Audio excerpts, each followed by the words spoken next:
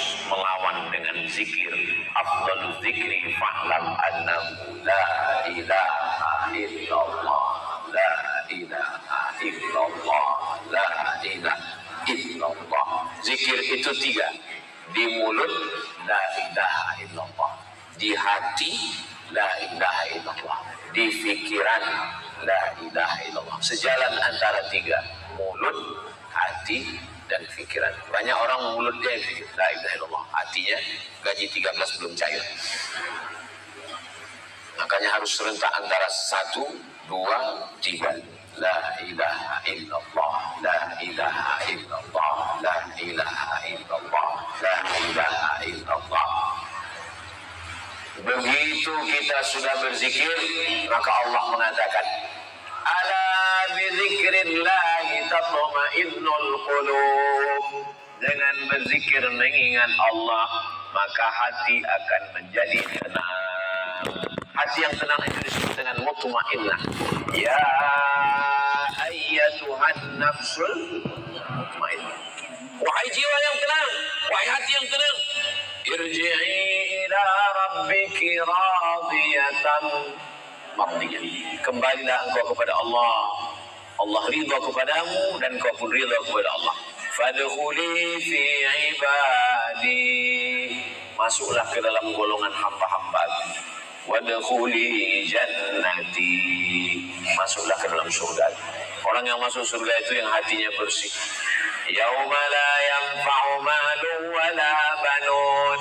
Hari itu tidak ada gunanya harta, tidak ada gunanya anak. Illa man atallaha biqalbin salim. Kecuali orang yang datang menghadap Allah dengan hati yang bersih. Membersihkan hati. Penyakit hati itu banyak, Pak Ustaz. Banyak. Ada hasad, ada syirik, ada nifak, ada banyak. Tapi yang kita bahas ini penyakit yang paling kronis aja. Kalau diibaratkan penyakit badan, ini yang sedang kita bahas ini penyakit jantung koroner. Adapun penyakit kadas kurap nggak usah kita bahas. Karena biasanya orang mati itu karena penyakit jantung. Bapak Anu yang dulu waktu saya datang ke masjid ini ceramah beliau ada mana? Tiba-tiba meninggal Pak Ustadz. Kenapa? Karena serangan jantung. 2 serangan itu yang mematikan. Pertama serangan jantung, kedua serangan Israel. Belum pernah saya dengar cerita jamaah kita kemana? Mohon maaf Pak Ustadz, dia meninggal kena kurap. Makanya jantung. Sebagaimana jantung itu sangat urgent, sangat penting di badan, begitu juga lah dengan hati kita ini. Maka kita jaga jangan sampai kena penyakit hasad. Kalau selamat dia dari hasad, hidup kita tenang. Ini hari Ahad walimah pesta. Pulang dari acara walimah sampai rumah, tiba-tiba ibu merasa jantungnya detaknya nggak normal. Kalau jantung yang normal itu detaknya. Tapi kalau nggak normal, karena bapak sayang sama ibu, akhirnya dipanggil dokter dari puskesmas, membawa balon berwarna hitam.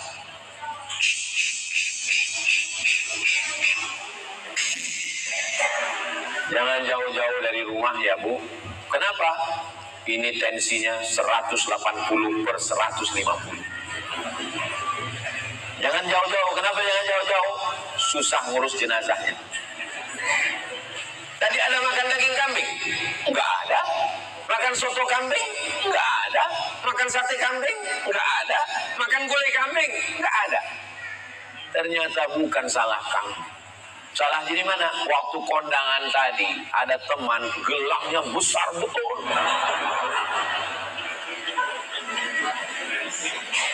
Makanya ibu kalau punya gelang yang besar simpan di dalam. Ini kadang ditunjukkan jam berapa ya?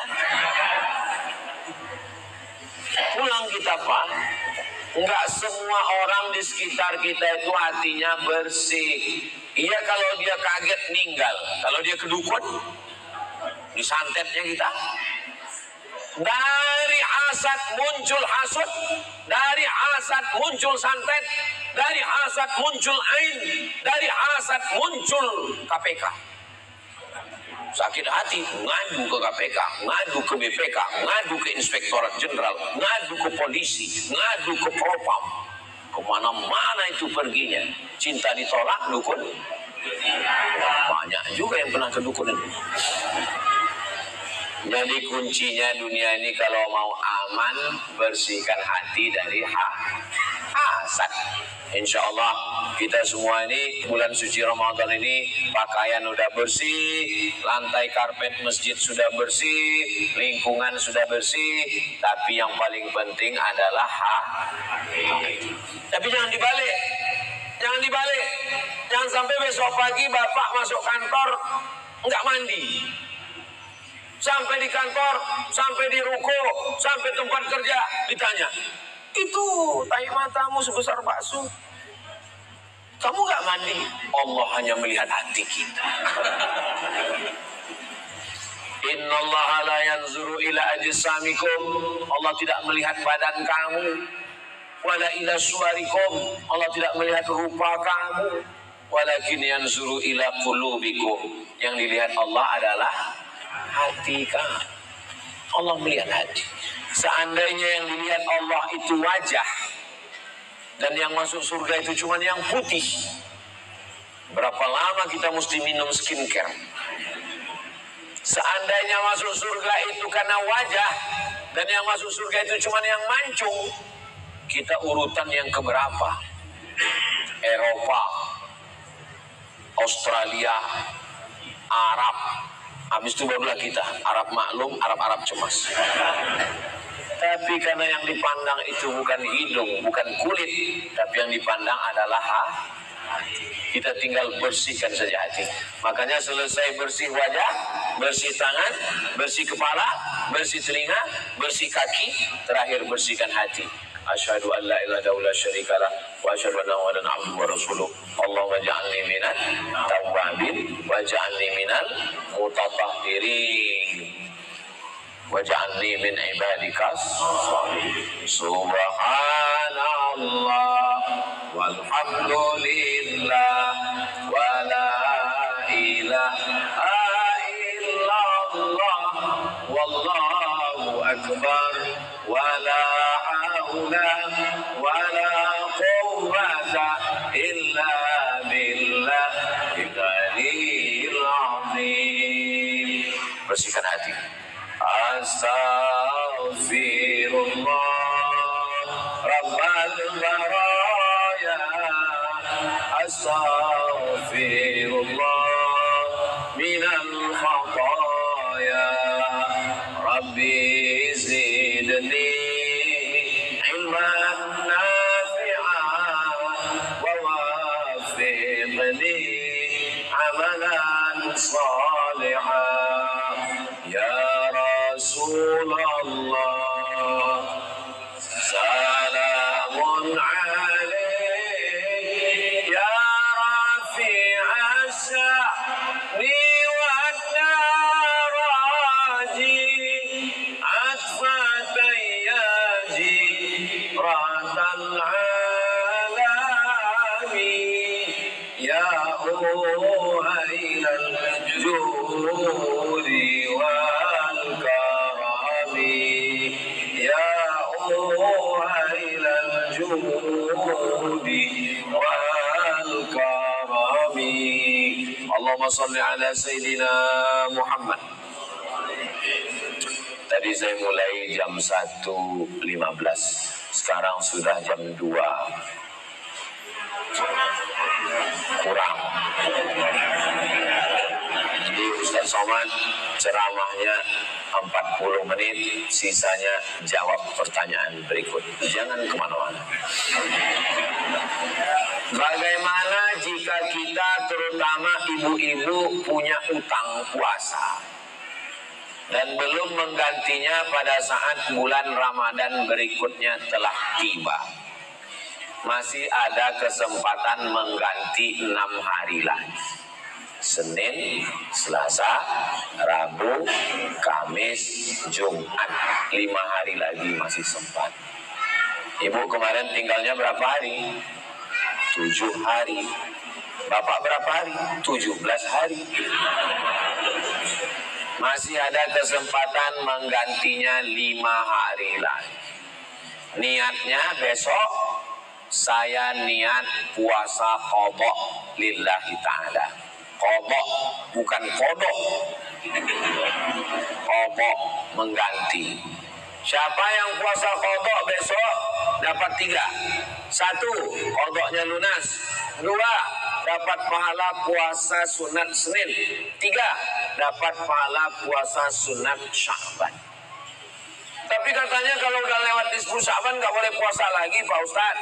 Hadisnya sahih. Idzan tasafa Sya'ban fala tasumu. Kalau sudah lewat nisfu Sya'ban gak boleh puasa lagi. Bagi yang gak biasa puasa sunat, gak boleh. Tiba-tiba besok puasa sunat. Mama gak masak hari ini, kita puasa sunat Pak. Tapi kita sebelumnya gak pernah puasa. Ya kita hijrah habis ceramah Ustaz Somad kemarin. Gak boleh, karena sebelumnya gak terbiasa puasa sunat. Tapi bagi yang terbiasa boleh. Dan yang boleh adalah puasa ganti. Nah, yang bisa digantikan cuma 5 Pak Ustaz. Senin, Selasa, Rabu, Kamis, Jumat. Sementara utang saya 7. Ada 2 hari lagi yang belum. Ramadan tahun lalu belum dibayar sampai Ramadan sekarang. Kalau lewat Ramadan ini berarti dia kena denda. Qadha 2 hari plus fidyah. Qadha 2 hari bayar utang, fidyahnya karena lalai dalam setahun ini nggak mengganti, maka dia kena denda bayar fidyah. Fidyahnya sehari berapa Pak Ustadz? 3 kali makan. Makan pagi, makan siang, makan malam menurut standar lontong internasional. Ya beda dong harga lontong di Riau dengan di Bandung. Pakai standar yang dibuat Basnas. Basnas DKI menetapkan 1 hari fidyah 60.000. Makan pagi, makan siang, makan malam. Jadi habis Ramadan, utang 2 hari kemarin, bayar 2 hari plus bayar fidyah. Fidyah 2 hari sama dengan 120.000. Bayarnya ke siapa? Fidyatun ta'amu miskin. Fakir apa miskin? Miskin. Apa beda fakir sama miskin?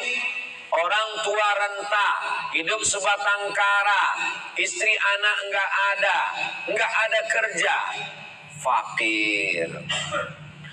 Buruh cuci, setrika, mohon maaf, pendapatan sebulan 1 juta, kebutuhan hidup 2 juta, dapatnya 1, itu namanya nggak ada income sama sekali, fakir. Ada income tapi nggak cukup, miskin. Income-nya banyak tapi nggak pernah merasa cukup, koruptor. Orang tua saya Pak Ustadz umurnya 70 tahun, nggak bisa puasa. Terus dia qadha atau fidyah? Wa 'alal ladzina yutiqunahu fidyatun ta'amu miskin. Orang tua renta yang nggak sanggup puasa, dia bukan qadha tapi bayar fidyah. Bagaimana dengan orang yang sakit akut, mah akut, kemana-mana bawa tas laptop tapi isinya roti gabin. Kalau terlambat sedikit sakit, mah akut. Biasanya yang kena penyakit mah ini orang yang sudah punya istri. Mah, maka dia bayar fidyah. Tapi kalau sakitnya cuma di Ramadan aja, di Syawal nanti sehat, fa'iddatum min ayyamin ukhar, ganti di hari yang lain. Nah, yang tua renta bayar fidyah, yang sakit akut bayar fidyah, yang sakitnya cuma di Ramadan diganti di hari yang lain. Yang musafir, faman kana minkum maridan aw ala safarin, siapa yang musafir jaraknya bisa qasar salat 89 km. Kira-kira dari Bandung ke Pekanbaru Riau bisa nggak ya? Bisa sekali. Bisa 89 km. Maka boleh dia nggak puasa, nanti diganti di hari yang lain. Bagaimana dengan ibu yang mengandung dan menyusui? Ibu yang mengandung anak dan menyusukan anak, kalau dia tidak puasa karena dirinya, dia nggak puasa karena dirinya, maka dia qadha di hari yang lain. Nanti setelah anaknya umur 3 tahun, 4 tahun, udah bisa puasa. Istri saya suruh puasa, udah bisa puasa. Tahun pertama mengandung, tahun kedua menyusukan anak, tahun ketiga menyusukan anak, tahun keempat adiknya muncul. Anak ibu berapa? 12 Pak Ustaz. Nanti besarkan, catat aja dulu utang, catat. Nanti setelah anak umur 5 tahun sudah bisa ganti. Itu kelihatannya nggak banyak kelihatannya. Kalau dilaksanakan tertib dikit. Cara kodoknya begini: Senin, Kemis, Senin, Kemis, Senin, Kemis, Senin, Kemis. 1 bulan berapa hari? 8. 10 bulan? 80 hari. 11 bulan? 88 hari.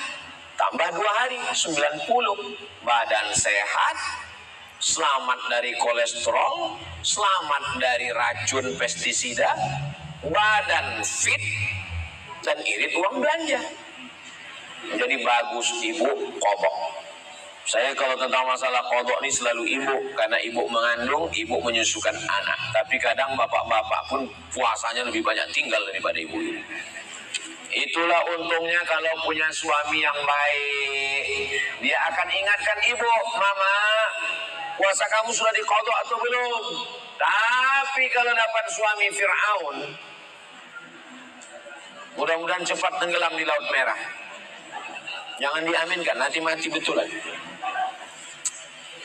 Bapak, adik-adik, laki-laki, kalian nanti punya istri perempuan, maka kalian suruh dia mengqadha puasa. Jangan sampai kalian marah kalau istrimu puasa. Apa ini puasa? Apa ini puasa? Istrinya nggak berani ngelawan. Kalau istrinya berani ngelawan, aku ini puasa karena menghamilkan anakmu. Coba kau letakkan di tabung 3 kilo.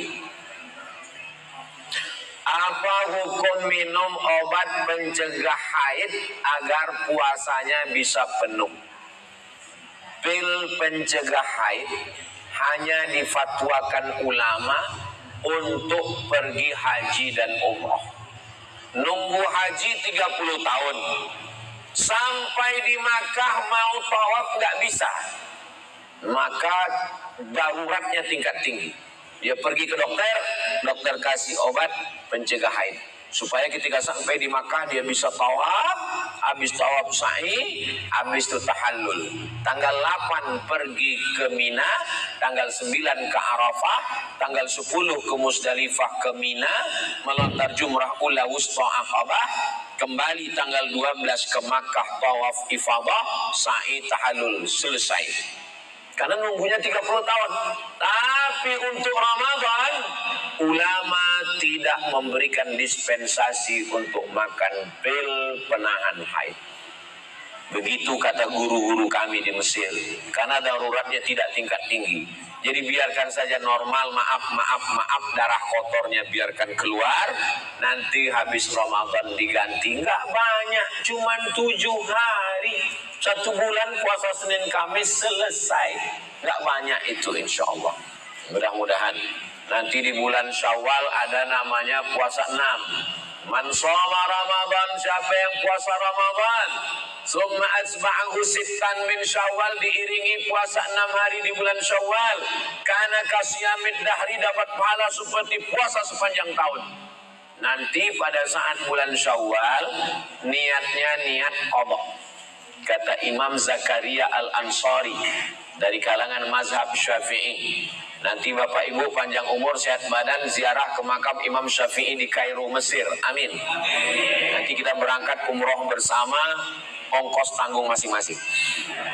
ziarah ke makam Imam Syafi'i. Di sampingnya ada makam Imam Zakaria Al-Ansari. Imam Zakaria Al-Ansari berfatwa, dikutip pendapatnya oleh Syekh Atiyah Sohar dalam kitab Fatawa Al-Azhar, orang yang puasa qadha 6 hari di bulan Syawal otomatis dapat pahala puasa sunat Syawal, tapi niatnya niat qadha.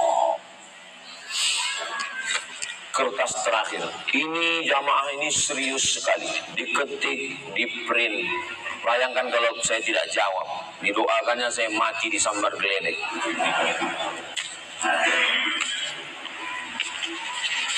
Setiap sore hari bulan Ramadan biasanya ibu-ibu masak untuk keperluan buka puasa. Sebagian ibu-ibu masak, sebagiannya ada yang pakai jurus touch screen, Grab. Terkadang kita ragu apakah masakan tersebut bumbunya sudah sesuai takaran atau belum. Batalkah puasa kita jika mencicipi makanan? Di ujung lidah ini ada sensor alat lidah. Jadi ketika kita letakkan terasa dia asam, asin, pedas. Setelah itu dia dimuntahkan lagi, nggak sampai ke dalam. Maka menurut ulama boleh, tapi saya tidak mengamalkan karena saya takut masuk dia ke dalam. Da'ma yaribuka ilama la yaribuka. Tinggalkan sesuatu yang meragukanmu kepada sesuatu yang tidak meragukanmu. Kalau membuat kita was-was, ragu. Ustaz Somad, kalau nyicip itu batal nggak? Saya bilang enggak, kalau hanya sekedar cicip di ujung lidah. Tapi saya nyicipnya 3 mangkok, Pak Ustaz. Itu bukan nyicip. Nah, jadi hukum asalnya tidak batal puasa karena dia tidak masuk ke dalam, hanya sekedar cicip, habis itu dia ludahkan, habis itu dia kumur-kumur. Kalau kumur-kumurnya pakai teh es, Pak Ustaz, hukum asalnya tidak batal cicip itu.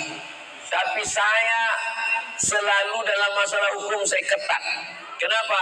Karena khawatir takut tertelan sedikit, atau kita tidak menelan tapi setan mengatakan kamu sudah nelan, kamu sudah nelan, kamu sudah nelan. Akhirnya kita ragu.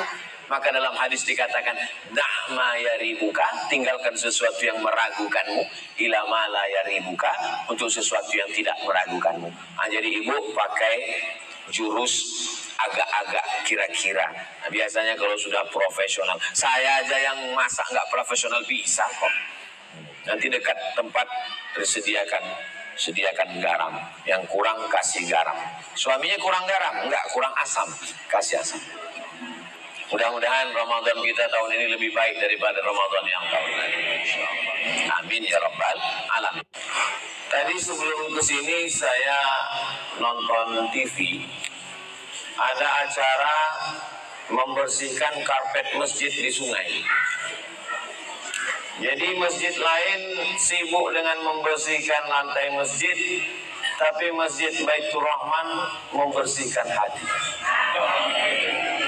Karena lantainya udah bersih. Ala fil jasadi mudghah, ketahuilah di dalam badan kita ini ada satu gumpal, ada satu kepal, ada satu genggam. Idza salahat, kalau dia baik, salahal jasadu kullu. Seluruh anggota tubuh dari ujung rambut sampai ke ujung kakinya jadi baik. Wa idza fasadat, kalau dia rusak, maka dari mulai matanya jadi rusak, telinganya jadi rusak, pikiran jadi rusak. Kata Nabi, ala wahyal qalb, yang paling penting kita bersihkan itu adalah hati. Bukan hati, Pak Ustaz. Itu yang segumpal, yang sekepal, yang segenggam di sebelah kiri itu bukan hati, Pak Ustaz. Itu namanya jantung.